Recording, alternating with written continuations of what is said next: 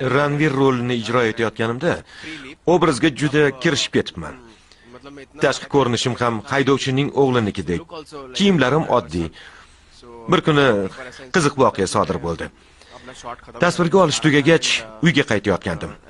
Bir yosh katta kishi qo'lidagi qopini yonimga qo'ydi-da, "Ey, qopni ko'tar" dedi. Avvaliga menga ish buyuryaptimi deb jahlim chiqdi. Keyin o'zimni bosib, shunchalar rolimga kirishib ketibman-da deb o'yladim va qopini ko'tarib aravasiga qo'yib qo'ydim.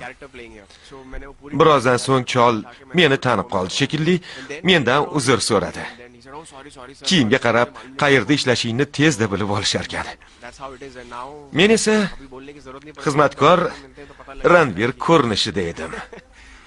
Shunaqasi ham bo'p turar ekan. Ranvir oddiy xizmatkordan boy ishbilarmonga aylanib ketibdi-da. Qiziq, u Ishaning qahramoniga qachon aylanarkin? Tashqariga chiqib, xizmatkorlardek ovqatlan. Ablah.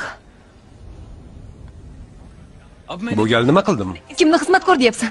Xizmatkorni xizmatkor deyman-da. Noto'g'rimi? Qanaqa odamsan o'zi? Odob nimaligini tushunasan?